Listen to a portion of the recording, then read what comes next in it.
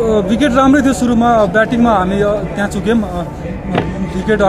wicket जोगाउन सकेनौँ partnership भएन त्यहाँ बिचमा जसरी स्टार्ट आसिफले गरेको थियो त्यसलाई आसिफलाई सपोर्ट गर्नलाई इन्डबाट अर्को इन्डबाट त्यसले मद्दत पाएन त्यसले गर्दा चाहिँ हामीले स्कोर सोचेको जस्तो स्कोर हामीले खडा गर्न सकेनौँ भनौँ न 160 को टार्गेट हामीले लिएको थियौँ किनभने विकेट राम्रै थियो र सेकेन्ड इनिङमा हामीलाई थाहा छ यो ड्यू हुन्छ बल ग्रिप गर्न गाह्रो हुन्छ त्यही भएर हामी 160 सोचेको थियौँ तर त्यहाँ चुक्यौँ 131 चाहिँ कम भयो जस्तो लागेन बोर्डमा पहिला हामीले ब्याटिङ गर्दाखेरि चाहिँ त्यो स्कोर चाहिँ इजिली नै चेन्ज हुन्छ जस्तो यहाँलाई थिएन अनि के प्लानमा चाहिँ तपाईँहरू जानु भएको थियो त्यो स्कोर डिफाइन गर्न 130 त धेरै कम नै स्कोर हो यस्तो विकेटमा र खास गरी सेकेन्ड इनिङमा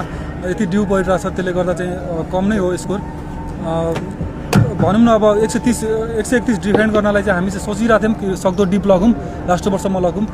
किनभने यो त टुर्नामेन्टको स्टार्टिङ हो अहिले धेरै गेमहरू बाँकी छ त्यही भएर त्यो सक्दो डिप लग्ने चाहिँ कोसिस थियो हाम्रो टप अर्डरको विकेट लगातार गयो 3-4 विकेट चाँडेको तपाईँको विकेट लागिरह्यो त्यसले गर्दा कति असर गर्यो एकदम असर गर्यो किनभने हेर्नु अब विकेट एक विकेट गइसकेपछि अर्को पार्टनरसिप चाहिरहेको हुन्छ तर हामीले त्यहाँ पार्टनरसिप बिल्ड गर्न सकेनौँ त्यसले गर्दा हामी बिचमा कतै पनि मोमेन्टम पाउन सकेनौँ स्पिन फ्रेन्डली विकेट भएको आज अलिकति स्लो थियो हामी सोचेको थिएनौँ तर चाहिँ ग्रिप चाहिँ भइरहेको थियो बल हल्का होल्ड भइरहेको थियो हल्का बाउन्स भइरहेको थियो अलिकति ग्रिप चाहिँ भइरहेको थियो हामी सोचिरहेको थिएनौँ ग्रिप हुन्छ भनेर स्पेसली फर्स्ट इनिङमा तर भइरहेको थियो सेकेन्ड इनिङमा पनि हल्का ग्रिप भइरहेको जस्तो यो लामो टाइम रेस्ट पायो पिचले होइन आज पिचले चाहिँ कस्तो ट्रिट गरे जस्तो लाग्छ यहाँलाई विकेट राम्रै थियो भनौँ न तर हल्का स्पिनरलाई चाहिँ अलिकति हेल्पफुल थियो अलिकति ग्रिप भइरहेको थियो जस घुमाउन खोजे पनि घुमिसकेको तपाईँहरूको बलिङ डिपार्टमेन्टको आज पर्फर्मेन्सलाई कसरी दिनुहुन्छ अलिकति च्यालेन्जिङ थियो बलरहरूको लागि किनभने त्यो बल गिलो भइरहेको थियो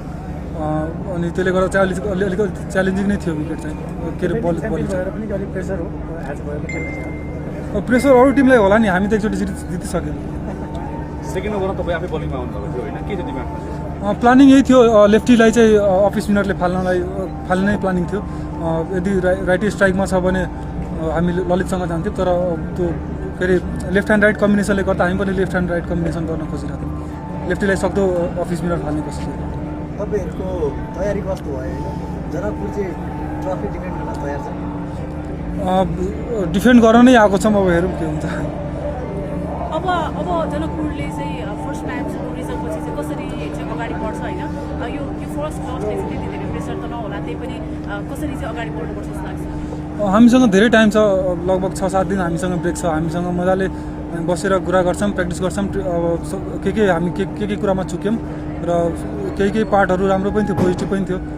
यो बारेमा हामी कुरा गर्छौँ र हामीसँग इनफ टाइम छ भनौँ न सेकेन्ड म्याचको लागि